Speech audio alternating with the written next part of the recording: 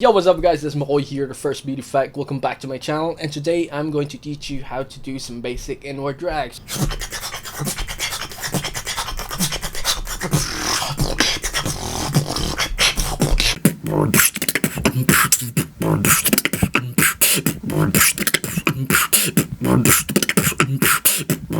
So, inward drags, una kong narinig ang technique na to or ang sound na to kay Reeps One. So, basically, ang inward drags ay ang mabilis na paghigop at pagbuga ng hangin na medyo kaposisyon ng inward case snare.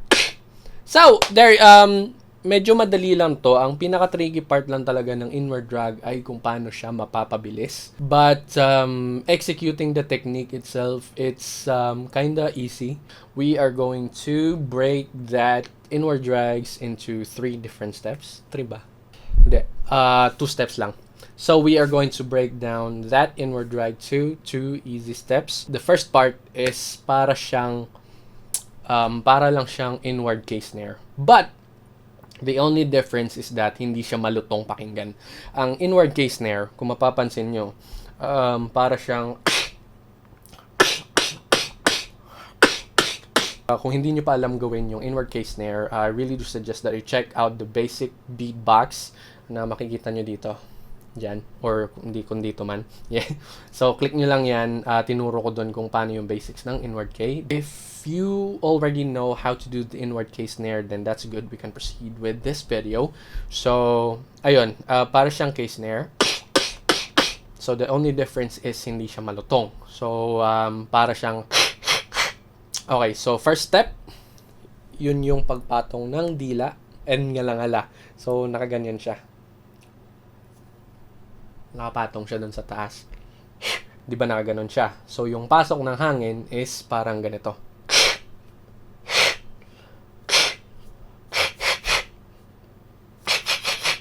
So, parang ganon siya.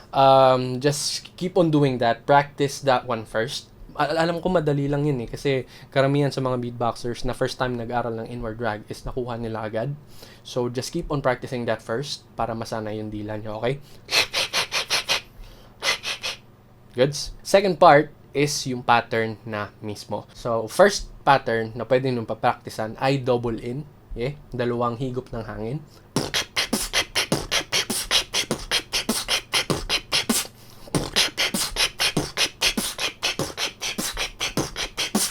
Second pattern na pwede nyo pagpraktisan ay ang tinatawag na triple in.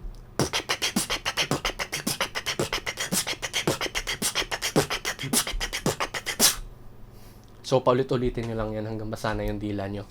Third pattern ay yung medyo pinaka-importanteng pattern ng inward drags. Yun yung single out, double in, single out. So, yung para mangyayari is, depende sa inyo kung gusto nyo gamitin yung hi-hat.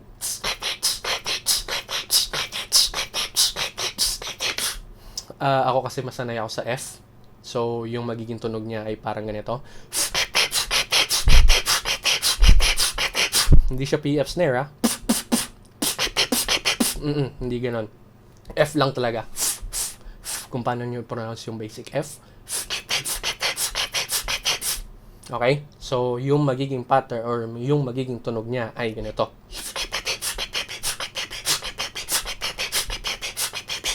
Kung ihalo siya sa beat, ang magiging tunog niya ay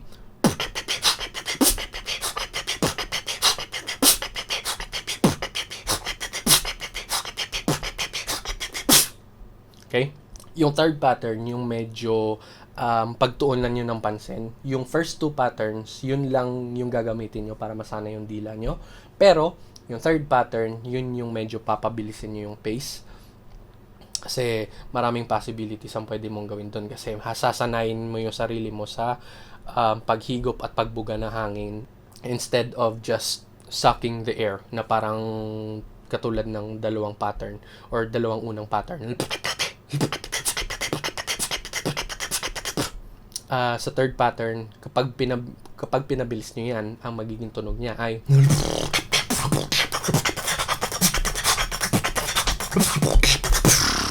gets? Alright! Extra mile kapag nasanay na kayo sa inward drags. Pwede nyo siyang gamitin actually pang-combine sa inward tongue roll.